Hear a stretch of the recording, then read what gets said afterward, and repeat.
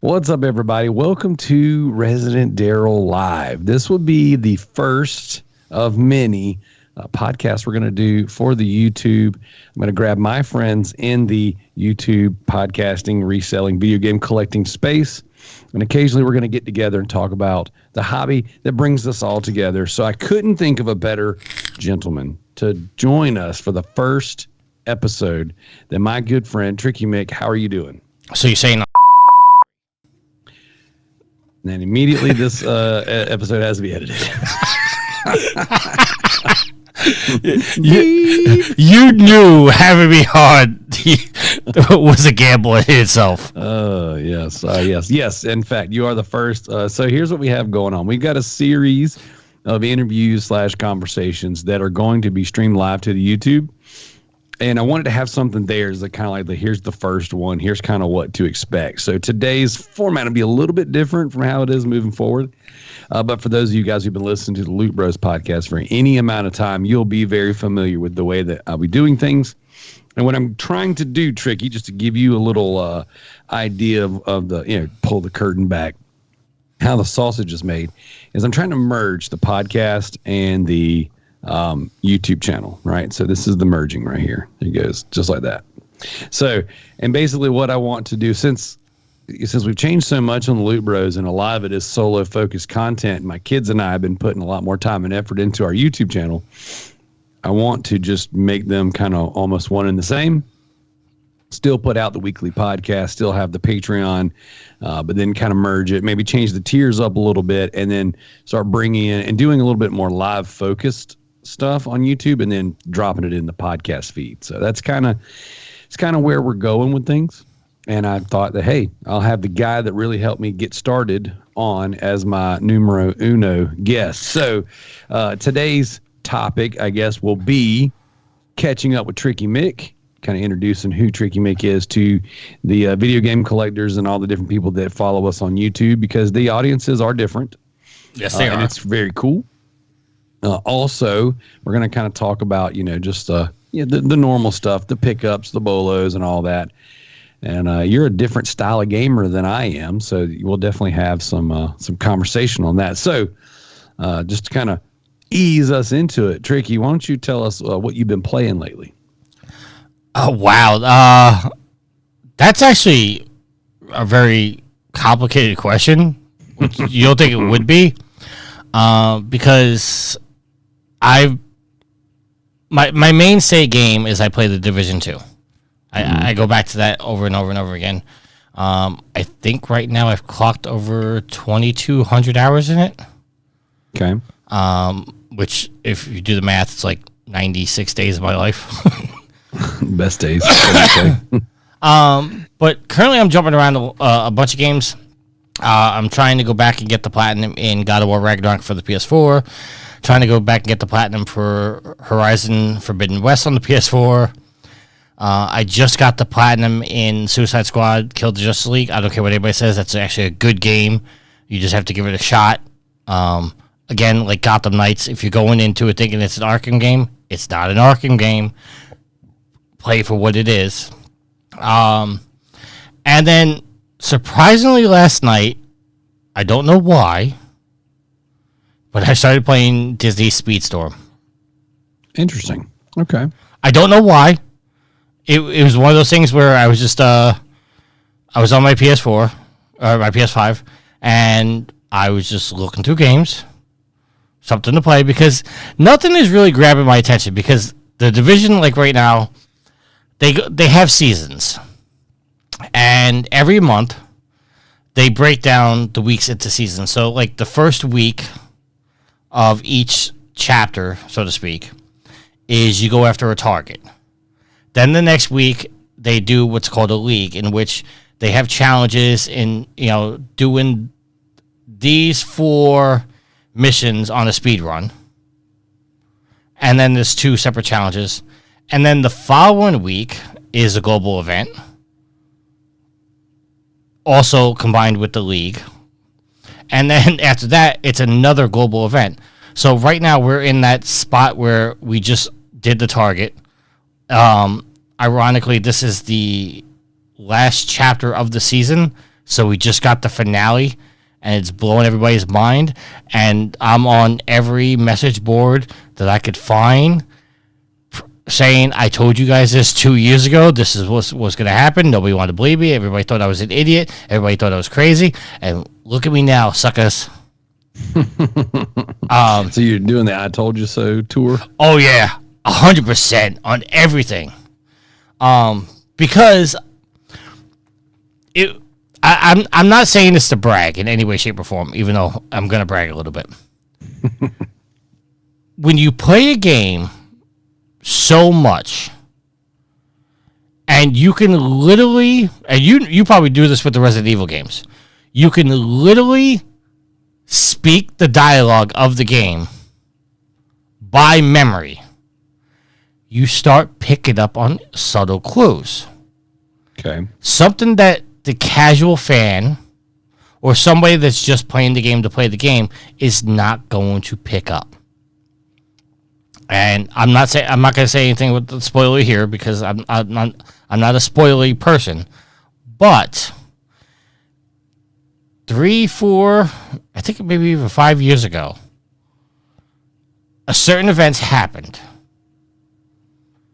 And right then and there, I had this weird feeling that what we saw is not what really happened.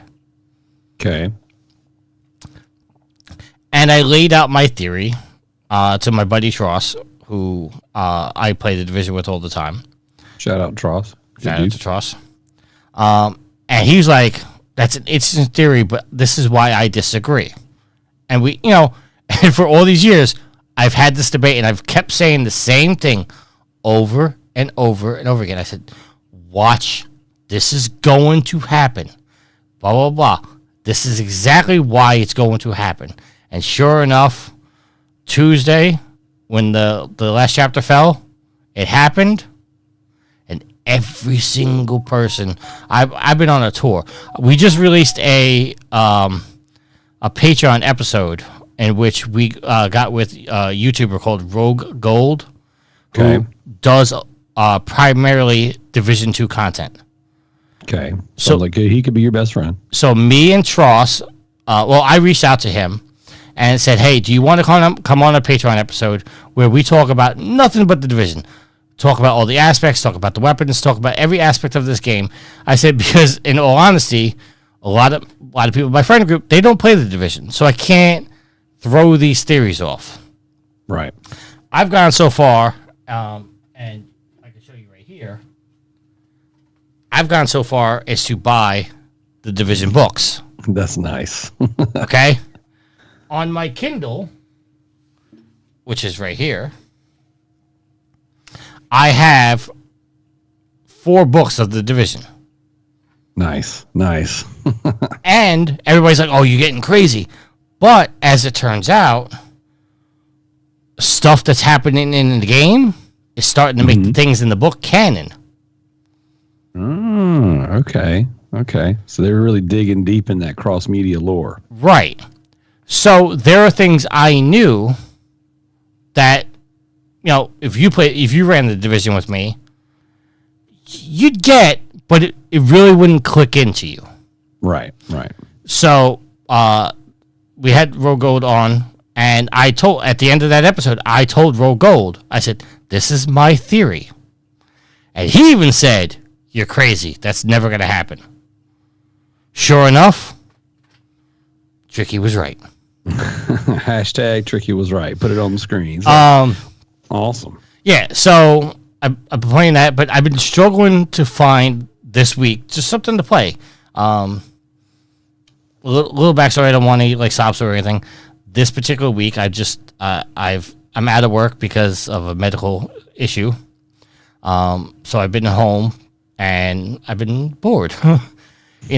When you do content creation the way that I do, and again, I'm not bragging, you know, when you have a lot of downtime, you tend to want to make content. But the problem is who do I do content with? Like, there's only so many TikTok videos. There's only so many YouTube videos. There's only so many, hours I can stream of The Division before I get bored.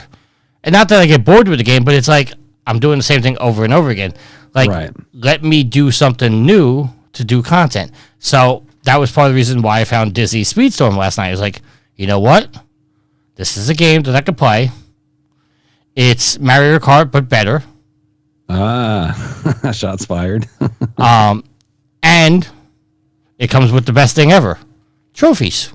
That's all you need. So you don't get that in Mario Kart. So sorry, Nintendo fans. It's just not having it. So I've been struggling, to make content. I was like, I'm gonna start playing Disney Speedstorm. Like, I'll go back and I'll play Horizon, but now I'm at the end of the game where it's just now I'm doing the collectible grind. So I've gotten a little bored with that. God of War, I'm at the point where I've beaten the game, just got to do the collectible grind. And it's like, I got no problem going to do that because I love the games, but this is the boring part of platinum hunting, is going in and just recapping this, recapping that, going here, going there, going there. Like, I know everything I got to do, but it's like, I want to play something that, stimulates me. Right. I feel that. That's, you and I, we got a long history of collecting trophies and platinums and doing competitions and all kinds of stuff together. And I got to be honest, man, I've kind of fallen off of the platinum grind. Not that I don't do it. It's that I bounce off during the collectible part. I mean, like, if you look, I didn't platinum God of War 2018. And I beat the game, absolutely loved it. It was a blast. But then when I had to do all the Odin's Ravens or whatever they are, and then I had to go beat the Valkyries or whatever, I was like, you know what? This is the part that's boring. I can just go play another game. See, I agree with you, except for the Valkyries, because the Valkyries at least was a stimulating aspect because you had to find the Valkyries, which, I mean, but the battles themselves kept you engaged. And I keep saying I'm going to go back and do it. I just haven't done it. Same thing with Days Gone. Like, I love Days Gone. I had a blast with Days Gone. But once I beat that game and I had 50 hours into it, I was like, it's time to do something different. Let me move on to the next thing. And even with Horizon Zero Dawn, I got the platinum in Zero Dawn, and I loved it. I had 68, 69 hours in that game. And it was just an absolute blast. And then whenever I got Forbidden West, I put 8 hours into it. I was like, you know what? I'll come back. It's more of the same, which is good. It's what I wanted. But I don't know, man. I just, these big time sinks, I'm just like, you know what? I want to go for the platinum, and I know what it's going to take and what it's going to require. And then when I started, I'm like, let's go do something shorter. Let's go knock out. And so my platinum hunting this year, I've got less than 10 platinums so far. It's pretty sad. I've gotten 2 this year. So there you go. But you've gotten big ones though. Yeah, I've gotten more than I've gotten a bunch of spam platinums, but that was just to shut my guys up on my show because they gotta have those numbers. Well, no, because they like to point out that Sid is above me in platinums. Mm-hmm. What I said this on my show, so it's not like a big secret. Sid is responsible for a segment on the show called Sophie's Trophies. Right. So I opened up my PlayStation account to him. So what Sid did, the little turd he is, he went in because I don't know if your listeners remember or even that they even know. Me and you, we went a full year. Well, I went a full year. You didn't. I went a full year without playing any spam. But during that year, I stocked up on spam. And I routinely would send you a picture going, this folder's getting bigger. And I think at one point I had over 600 spam games just waiting for 2023 to start. Dude, what's funny is like I didn't really go back down the spam rabbit hole. Like I was popping them pretty regular. Now I've done a few, and we do this yearly trophy hunting competition called GTTSC. Right. A lot of the Loot Bros listeners they'll be very familiar with it because we talk about it pretty regular.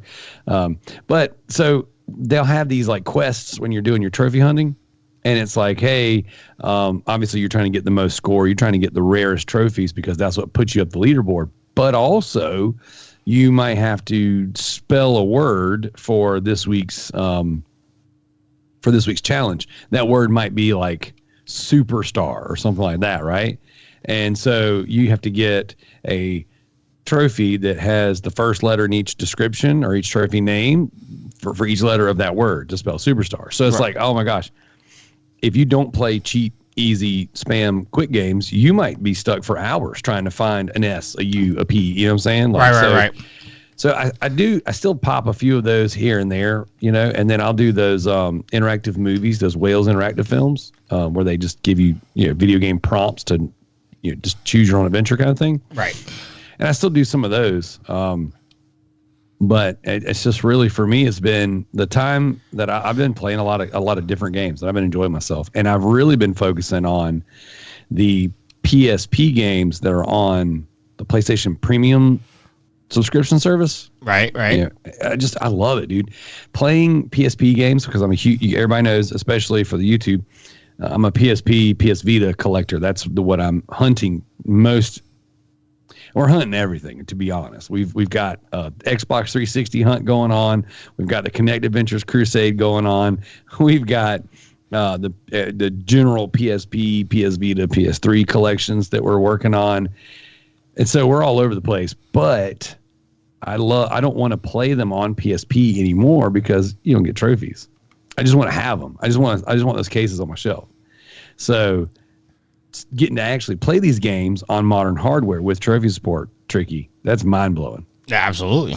Did you play IQ, Intelligent Cube on I did, and then I got frustrated because backstory with IQ, I think the reason why you bring it up is because I was looking for that game for years after playing it on the demo disc, and it was a very, very rare game to find. It's expensive. And then I found it in a local store here in New York City, in Manhattan. I'll give a shout out to the store. It's called Video Games New York. Okay. If you go to any of the conventions or stuff like that, they normally have a booth there. They've been at E3, they've been at PAX, and they've been at a couple of the anime places. But they sell old retro stuff. Like, you could literally go in there and buy an original NES, still in the original packaging, and they have it there. They have a TurboGrafx 16, all that stuff. So I went in there on a whim, and they had a used copy of the game. I'm like, okay, it's used, but at least I found it. Opened, I asked to see it. They look at it. It's all scratched to hell. But if you remember, Darrell, back in that time, they had the black coating on the back. So even if it was scratched up, it was still playable. So I asked the guy, I said, okay, how much do you want for this? Thinking this guy's going to say, like, $20, $30, maybe even $50.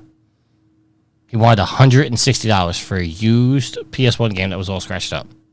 Which is crazy because, like, I'm looking right now and just on eBay, sold comps, right? Mm-hmm. For, you know, pre-owned, $49.95, free shipping, $49.99, and then brand new, still sealed, $199. So he was charging you essentially the brand new, what will be considered the brand new price, right, for a used game. And then now I can tell that guy he can suck it because you actually hooked me up. A friend of yours had it. And immediately, like, you immediately reached out to me and said, hey, my friend's selling IQ. It's open. I said, how much do you want for it? He said, $20. I said, sold. Nice. Wasn't even a thought. It was like, sold. And now it's sitting right there. That's awesome. And now you could play, I think you could play it on the PlayStation Classic as well.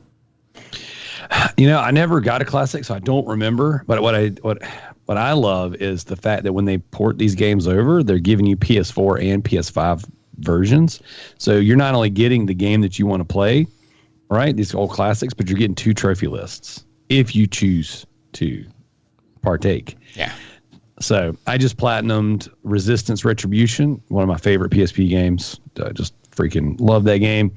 And I just platinumed it on PS4, and I'm going to go back later on this year and do the PS5 version as well. And they added, I think I said this to you the other day when we were doing a Patreon episode. They added DLC, or like an infected mode with extra trophies, and it's pretty cool that these old games can get updates now. But you can add on to them. Here's the question: you think Heavily Sword will ever get trophies? Because that's the one game everybody wants trophies for. I agree, and I would love for Sony to make trophies a priority. I don't think that they will, but who knows? Whenever they start, if they ever get to a point where they actually start putting like full versions, playable, downloadable versions on modern hardware, because PS3 you still have to stream, right? Even though, according to various sources, that there are native versions alive and kicking, like they got them. It's just that not every game is easy to do on PS3 because that cell processor that they used. Yeah, so, and then once you open those floodgates, everybody's like, "Oh, well, where's this game? Where's that game?" And if they can't port it, they can't port it. Yep. So we'll see what happens. I don't know, man, because they're not. It's case by case too. So not every game that comes through the service gets trophy support. So like most of the Disney stuff does not. Resident Evil Director's Cut is a premium exclusive. Like you can't download it natively without the service. You can't buy it standalone. But they didn't put. Capcom didn't put trophies in it. So maybe one day. The thing is, with Resistance getting an update and getting additional trophies and getting like DLC, it is now confirmed and possible that these games can be updated and will be updated. Maybe not all of them. So we'll just kind of see. For me, it's super exciting because this is something that I've been calling for years. I wanted PSP and eventually Vita to be playable on modern hardware, and especially using the Portal, because I lay in the bed and play my Portal. Well, the problem with the Vita is the same problem they ran into with the Vita TV, was the fact that certain games are not playable with a controller because of the touch. Like one of the biggest games that I wish was playable on the Vita TV was Golden Abyss. Yep. And I think that with some work they can make it happen. I mean, you'd have to just reprogram your touch to your touchpad. Well, I think what they really need to do is just like make the sections that are unplayable, just make it auto pass, like auto solve. Yep. Because I remember in Golden Abyss, like one of the puzzles was you had to stick the Vita up to a light. Yep. So you can see through the paper. Right. That kind of stuff. That's got to be just like, okay, auto pass. Yep. It was very interesting, man. I was just telling my son about that game the other day. He was asking me like it was so funny. I take him to school every day, pick him up every day, and they'll ask me all the time, just random questions. What is your favorite of this? What is your favorite of that? My kids are always asking me questions about my interests, which is fun. Like they always want to know, and then they'll put these weird stipulations like, okay, you can't say X, Y, or Z. Now, what's your favorite? What's your next favorite? Yeah, because your answer would always be Resident Evil. Yeah, they always say that. You can't say Resident Evil. What's your favorite? So it's funny, and they were like, okay, so what's your favorite Vita game? Or what is the best Vita game? And I was like, I named 4 or 5 of them. I said, but I still think Golden Abyss is the best Vita game.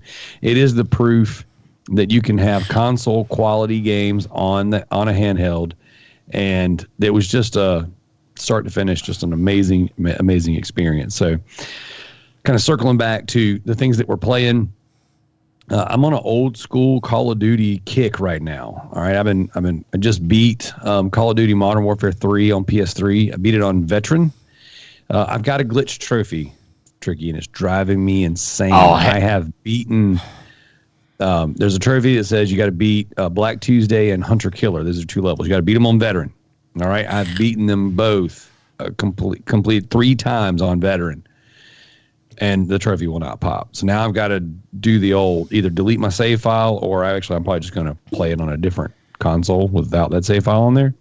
Yeah, I had a glitch trophy in Suicide Squad, which was you had to get you had to put on 3 tier 3 of the infamy sets, and apparently the second set of infamy does not trigger the trophy. So I had to go back to the original game and grind that out, which was not that. Which I mean, that sounds bad, but it's if you're having fun. It's fine, but I'm not having fun playing these levels on veteran. well, the problem is that the enemies are damaged in a different way. So it's a matter of, I got all the tier 3 stuff out of the first season with the Joker. Mm-hmm. And all my characters, all my Suicide Squad teammates, they're geared up with the Scarecrow infamy set, which is designed to kill the Scarecrow infused enemies. When you go back to the original game, those weapons don't work with the Bane infused enemies. Gotcha. So you have to now switch your gear up, which is obviously not the best gear. But the problem is that I've worked so hard to build these enemies up. Like right now, for example, Joker, I have the ability that if I kill somebody with a melee attack, I have a 75% chance of them dropping a grenade. Okay. My grenades are Polka Dot Man themed. Did you see the new Suicide Squad movie? Yeah. Okay, so basically I drop a grenade. If it hits one enemy, it's got a 50% chance to spread to another enemy within 20 meters. All right. And it dominoes. So if the next enemy gets hit, then the next enemy has a 50% chance of getting hit. So it spreads really quickly. But it goes in and out too. So I hit the first enemy, it spreads to a 50% chance to spread to the other enemies. So now when that enemy gets hit, he now has a 50% chance of spreading it. But then it goes back to the original enemy. So it kind of like dominoes. It boom, boom, boom, and the entire screen fills up with polka dots. Well, those grenades don't work with the Bane infused enemies. So now I have to take a piece of gear off and switch it over to this, which is not that big of a deal. But when you're so used to playing a certain style with a certain weapon, and now all of a sudden you got to change your weapon up, it's a little bit of annoying. So I understand that. I feel that on a deep level. So I haven't touched Suicide Squad. I did enjoy Gotham Knights. I know that even those two games are not even close to being similar. Same as like a regular Arkham game. But yeah, I definitely, there was some gear infusion stuff in Gotham Knights. So, and it was pretty good. So while you're doing that, I will go ahead and just kind of brush over some of the games that I've been playing. Like I said, I've been playing Modern Warfare 3. I've been playing Modern Warfare 2 on the PlayStation 2, trying to just get those veteran trophies knocked out. For the Loot Bros listeners, guys, we've been working through the annual trophy rarity event hosted by Gareth Davis. So I'm just making sure I chip away at those. I would like to go for those platinums eventually. I did notice that the Spec Ops missions are very annoying. MZ Nitro and I have been getting together and playing those, and they have been a little frustrating. But we'll see. We'll kind of keep grinding it out and kind of see where I land on it. Like I said, I'd love to have these 2 platinums, but outside of that, I've been playing some Fallout Shelter with the new Fallout show being so good. Oh, that game's good. Popular. Do I know? Fallout Shelter's good. I got all those trophies. Okay, so tell me, is there like a specific build I should be focusing on for the layout of my shelter? Because I'm just randomly placing stuff. Okay, so what I did just to keep everything organized is each thing you do, like the power generator, the water treatment, Right. the diner, they all have letters associated to it. Okay. And they all when you get all of them, they spell out the word special. Oh, okay. So what I did was I put the overseer's office in the top left underneath the vault door. Okay. Now, you're not going to be able to do this right at the start. Right, because you got to have 18 dwellers to get the overseer. Right. Well, not even that, but what I'm about to describe, you're not going to be able to do. But Okay. what I did was I did 3 levels of S, 3 levels of P, 3 levels of E, 3 levels of C, all the way down. Okay. And I put it left to right.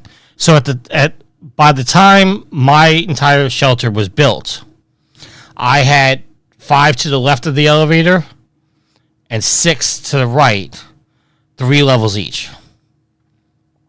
The key to doing Fallout Shelter is the dwellers. They all have letters associated to them.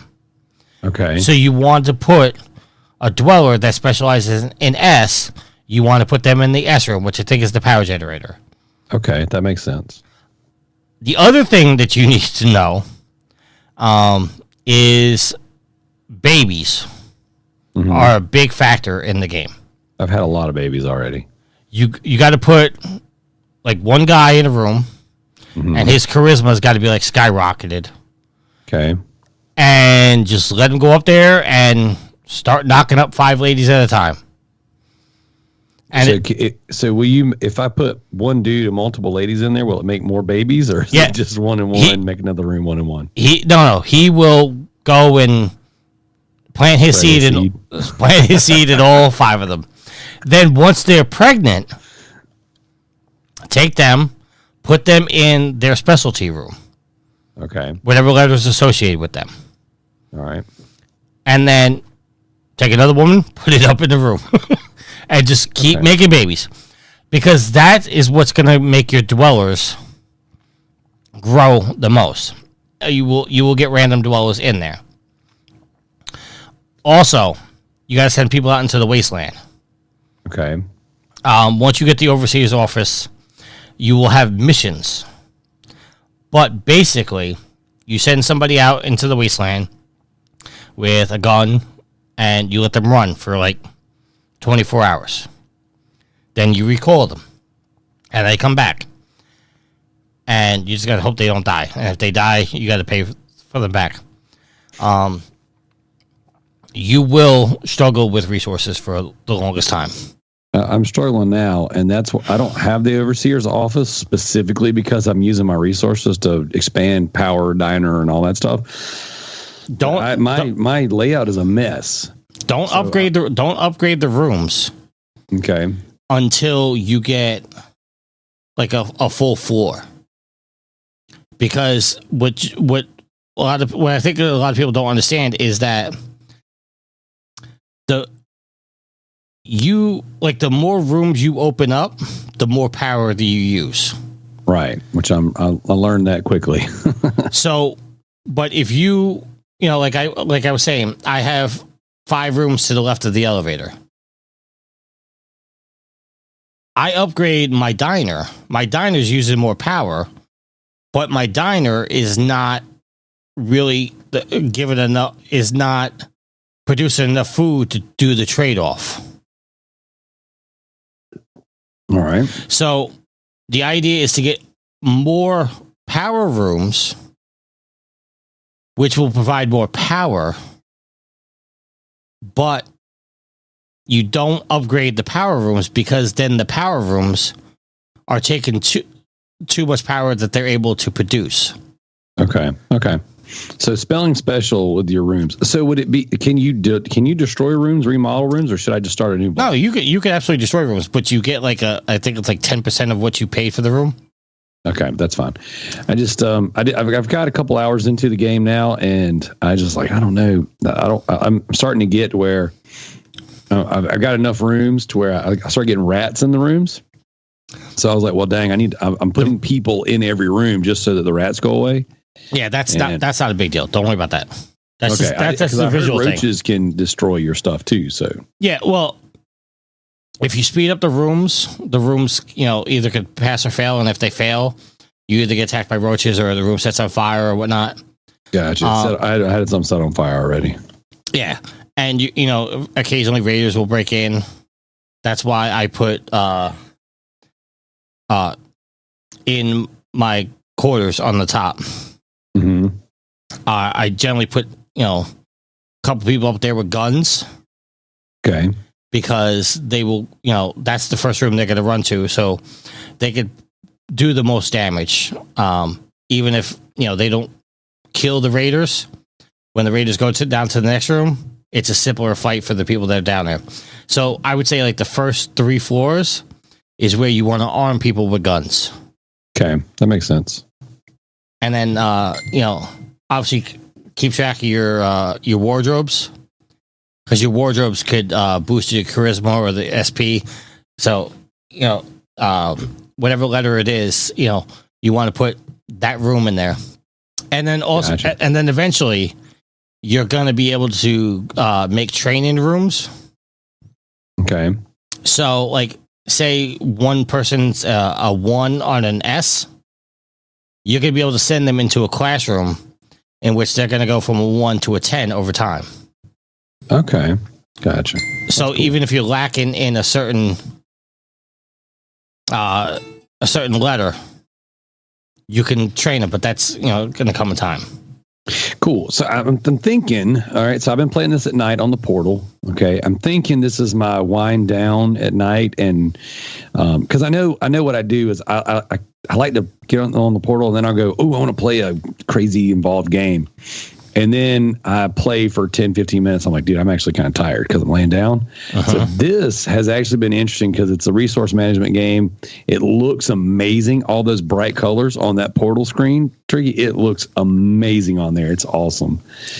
So that's kind of been my, that's been my wind down game, and I'm kind of enjoying it. I didn't think I would. I played it for an hour or two before, when it first came out, and I was like, this ain't for me. But I think now it's for me. So, and last night I was watching Rambo, First Blood Part 2 and playing the Portal. So, playing Fallout Shelter. So, I didn't want to watch any more episodes of Fallout because I want to pay attention to them. And right now, while I'm getting established in this game, I didn't want to be like not paying attention. So, I was like, oh, Rambo, I can have that on the back. How many episodes in Fallout are you now? I've only watched the first 2. When you get to 4, let me know. Okay. I'm not. This isn't going to spoil anything for you, but there's going to come a time, that they're going to go to a supermarket, a super duper mart. Okay. When you get to that scene, just know that scene was literally filmed 2 blocks from my house. No, that's sick, dude. That's awesome. So, I'm enjoying it, and I kind of want to get into the Fallout game. So I'm trying to wrap up these Call of Duties to put Fallout 3 in, because I want to play 3 before I play 4. So, and if you listen to the podcast before, guys, I've already dabbled in these before, but never really gave them the old college try. So I'm going to be a little more intentional about them, especially with the show, because the show just oozes with charm, dude. That show, like, the production value is perfect. It's so good. They're saying, and I don't know this for a fact because I didn't play the Fallout games. They're saying the show is more Fallout than the Fallout games are Fallout. Maybe. I will say this for all the Zack Snyder haters out there. This looks like a dang Zack Snyder freaking film. Oh, come on. Dude, the music, the colors, the freaking slow-mo. Yes, 100%. 100%. Did you just see the post I put in the group where it said Batfleck was the worst Batman? Oh my gosh, dude. I actually reported that website for spam. And number 1 was Keaton. Yeah, I know, which is so stupid because you go back and watch those movies. They're not great. I love Batman 89. No. Hold on. We're not talking about the quality of the movies. We're talking about who was the best Batman. Keaton was the best Batman. No, Keaton was not the best. Keaton was great. Keaton was number 1 until he was number 2. Ben Affleck is the best, most comic. Absolutely not. Batman. Go even look. You don't have to watch it. You don't have to read it. Go check out Dark Knight Returns. Batfleck kills somebody. Batman doesn't kill anybody. immediately disqualifies him. Keaton's got a bigger body count than Batfleck does. He didn't kill anybody in that movie. Yes, he did. He freaking killed the Joker. He did not kill the Joker. Outside of a building. He kills dudes in that freaking movie. Yes, I think his body count's like 28. No, there's a website that monitored. I think Clooney actually has the smallest body count. Then I think I got to go to that website and report for spam. Yeah, Culture Geekly or Geekly Culture, whatever the freaking lame website you were. Yeah, you can thank me for that later. I reported you for spam, fake news, misinformation. I mean, I checked all the boxes. So, all right, we only have a few more minutes because I've actually got to go get to work. But what I wanted to do is I just kind of wanted to, for those people, because again, I'm merging the two, right? We're taking the Loot Bros podcast and the Residentdarrell YouTube channel, and we're merging the two. So for those people out there who don't know who you are, Tricky, they don't know what you do, tell them who you are, what you do, and where they can find your content. Well, I own and operate ProvenGamer.com, which is where you could find the podcast that I've done 619 episodes. Yeah. Very nice. I haven't been on every single one of them, but 619 episodes of Trophy Wars, which is a PlayStation podcast. It's obviously the best PlayStation podcast on the East Coast. Suck at Sacred Symbols. He's on the East Coast now. That's what I said. That's why I said suck at Sacred. Yeah. We're number one. I love Colin, but he's never mind. I love Colin. I'm a big fan. But you can find that all at ProvenGamer.com. You can find the podcast on all the podcast services. We are starting to we started doing the show live on Twitch, which is twitch.tv/ProvenGamer. It does get released on YouTube, and snippets of those videos of that video gets put on all the social medias, the Twitter, the TikTokies, the Facebooks, Instagram, all that stuff. But yeah, we're doing a podcast for 12 years now. 619 episodes. That's awesome. It's a lot of work, man. I want to say something that a lot of people who don't podcast don't really know. A lot of people think, oh, you come together, you podcast, and that's all you do. The people that edit those shows, the people that do the social media stuff like that, it's like when I edit a podcast now, I'm editing a podcast, I'm watching a Netflix show, playing a video game. I'm doing multiple things at once, and it's very time consuming. Like, you guys hear like a 2-hour podcast. Somebody behind the scenes spent 4 or 5 hours editing that thing. Yep. Getting the audio right, making sure this person's cough gets taken out, that person's checking their email, this person had to go number 2 in the middle of recording, so you had to wait for them. I mean, even this show, like, Darrell was he was rambling on a little bit because I had to take a phone call. Yeah. Well, technically we're recording during normal work hours, so I'm over here fielding emails it's a lot of work to do a podcast. Like, I love being able to do content creation, but at the end of the day, it's a lot of work, and a lot of people think, you're doing a podcast 12 years, but you're just sitting behind a microphone talking. No, because even on this show, which is not even my show, I'm working for Darrell.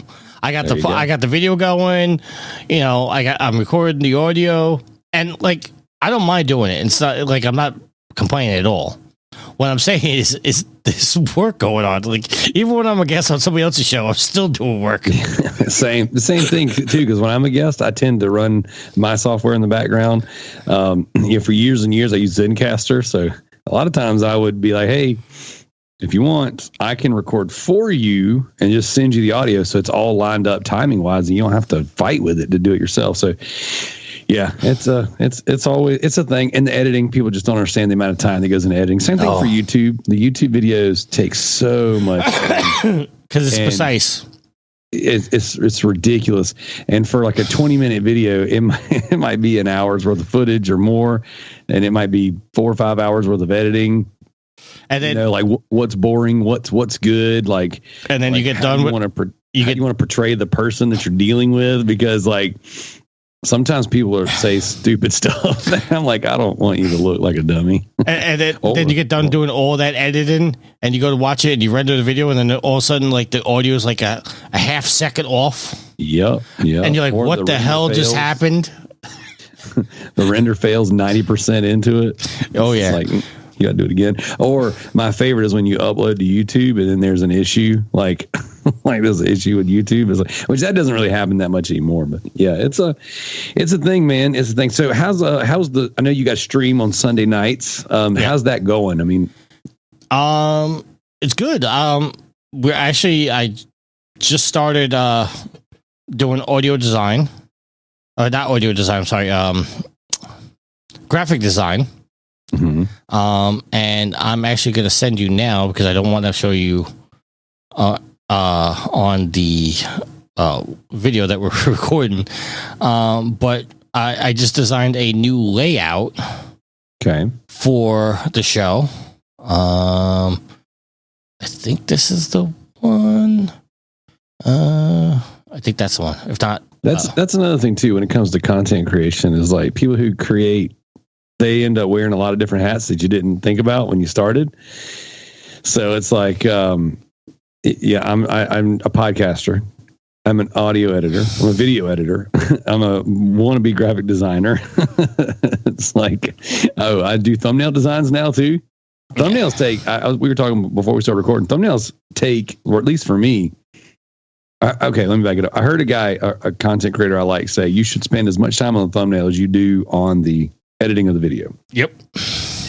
And I was like, that's really, really like truthful that way. It works out that way, because a lot of times I've been doing editing for so long, and I've been podcasting for so long, that like I kind of have a general idea. Even when I film, I try to film in segments where I'm like, okay, this will piece together well, so I can just label it 1, 2, 3, 4, 5, 6, 7, 8, 9, 10, line up my pieces, cut out what I want, make sure there's no weird audio stuff, throw in my sold comps and stuff, because a lot of times we cover what game values are. Right. And I'm trying to make it fun as well, not just like, oh, this is a bunch of nerds going and collecting video games. I try to make it fun. I try to make sure I emphasize the things, because my kids and I have so much fun.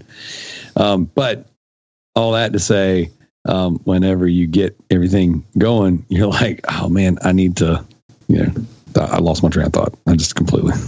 and they also don't understand like how much money you put into like all your equipment. Like sitting around me right now, without exaggeration, I probably put about 10 grand into. Oh yeah.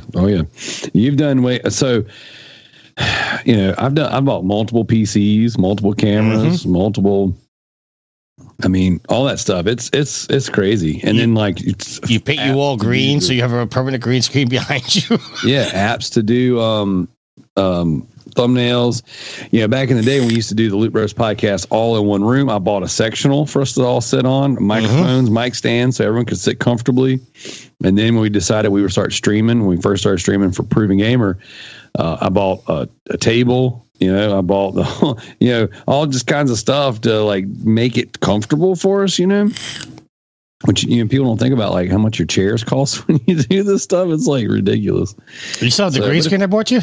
It's fun. I do. The light bulbs are bad in it, but that's, I just don't like now. I like when I set my office up. Okay. So like I've got like I had 3, but I downsized. I got 2 monitors right here for content creation. And then I've got 3 monitors over here for my actual business. And so like, it's like a wall of just screens everywhere. Right. So that what I do is like, I'm doing mortgage stuff. I'm sitting here and I'm doing my social media blast. I'm doing my applications. I'm doing my email chains. I'm doing my marketing stuff, whatever. And then I just turn over here and I add a few clips, make a few snips. Then I make my next couple phone calls. So I kind of have like this little command center. I bought a L-shaped desk just so I could kind of face one way for one job, one way for the other job. And It works. I will show you on the camera. This is what my studio looks like, and there's more stuff to it now. Yep. Right. So it's a fun hobby. It's definitely interesting. It's definitely not whenever we quit playing music and I was like, what do I do with all this gear? You know what? You want to find funny right now, Darrell? What's that? The green screen in the picture is showing through on your phone. Yeah. That's funny. So, Tricky, we got 5 minutes left before I really do need to pull a hard stop. So, let me just kind of recap everything real quick, guys. I wanted to do a very laid back conversation where you and I come together, just talk about games, talk about kind of where we're at with creating. And then I guess the plan moving forward, I still have the Loot Bros podcast. You still have Trophy Horrors. And then we come together and we tag team Patreon content. So if anyone listening to this or watching this is interested in those particular shows, go check out Trophy Horrors, go check out Loot Bros. And, you know, if you want to support any one of the creators, go check out those Patreons. I know you do monthly content. I've got monthly content. I do a episode of the Residentdarrell podcast, which is it was the Super Loot Bros. It was always supposed to be where me and the crew get together and have like a single topic that we go in depth on. But like, it was always just me doing it. So I ended up just changing it. I was like, this is just going to be the Residentdarrell podcast because that's what it is. Those episodes I'm actually going to pull from the Patreon and I'm going to just put up a static graphic because they're audio only. I'm going to put those on my YouTube channel. So after this episode, I'm going to backfill up, put some content on there. And then the next guest that I have is going to be the Pick and Preacher. So someone very similar to me, Tricky. Will from PlayStation Ain't Dead said, have you checked this guy out yet? And I was like, I had never heard of him. I was like, he said, I think you'll like him. So I start watching his videos. I'm like, oh, he's a preacher and he does YouTube hunting video games. Kind of reminds me of somebody I know. And then as I'm watching his content, he mentioned the fact that he was in a metal band. And I was like, wow, that kind of reminds me of somebody I know. And he does his videos with his kids and he is an obscure game hunter and collector. He's doing the Sega Saturn. I'm doing PlayStation Vita. I'm like, man, this is eerily similar. Somebody's got to jump on the TurboGrafx 16. Give that some love. That could be you. No, that could be you. I know you're all digital these days. Yeah, man. I'm all digital these days. When I buy a collector's edition and they give me a physical copy of a game, my first priority is to sell somebody that physical copy so I can buy it digitally. I just missed my mouth and spilled my drink all over me. I saw. I wasn't going to call you out for it. Oh, it's all over me. It's all in my lap. Looks like I peed. So check it out real quick. We're going to land the plane with this one. So today, all right, well, actually, two things for anyone who's interested in the collecting side of things. And I'll try and post, editing Darrell might put up a graphic or two or a picture. But yesterday I picked up two large lots of video game stuff, right? I got 4 Nintendo 64s. Supposedly 2 of them don't work. We'll see. I haven't dug into them. When I was looking at them, they look really dirty inside, so it's possible they just need to be a good cleaning. But I got 2 Nintendo 64s that work, 2 Nintendo 64s that don't work, 6 controllers, all with loose thumbsticks. So they're all probably not great. A Wii U, a GameCube, and 5 bangers, right? I got Mario Party 5, Mario Party 6. I got Double Dash, Mario Kart Double Dash. I got Super Smash Bros. Melee. And then I got Super Monkey Ball 1 and 2. And then we plugged up the Wii U and it had Super Smash Bros. Brawl. In Brawl on the Wii U? That's the Wii U one? Yeah. I have no idea. It smashed for the Wii U one in the console. So that was like bonus game. That was awesome. And then today I'm actually leaving here shortly to go pick up a giant Skylanders lot for my Whatnot show. And I am making a trade. I'm actually trading. Remember John Michael, Game Squat from the Bros podcast back in the day? I try very hard to forget him. Well, I'm trading him a all digital PS5 because I've upgraded everyone in the house to disc versions. So I'm trading him a digital PS5 for a large game lot. And that video I don't know if I'm making a video on that one. I probably should. I might make a short for it, but yeah. So it's going to be some cool stuff in there. So. Well, if he doesn't want the digital, let me know. I'm looking for a digital for my work PlayStation. Well, he does want the digital. So that was kind of why we're doing it. I'm getting part of the lot. What I'm getting is the white PS4 Pro. I'm getting a PS3, stacks of games for both, multiple controllers. There's some PS1 stuff in the picture, but I couldn't see it. And then a little stack of Switch games. So, all right. So it's a good solid deal. It's a good deal for him because he wants to upgrade his wife to the PS5, and he would do better with me. Somebody actually married that guy? Do what? Yeah, and he just had a baby. Congrats to him. You know what? It's time to go. you didn't like the cherry papa joke. I was not going to make that joke. It's time to go. So, Tricky, thank you so much for joining me. Thank you guys for listening. Thank you guys for watching. If you haven't yet, please consider like, share, subscribe, do all that stuff. Go check out all of the links in the description below. I'll put some of Tricky's links in there as well. I'm going to have links to our whatnot stuff. And we appreciate you guys. We'll catch you on the next one. Happy trophy hunting, guys. Animes for pervs.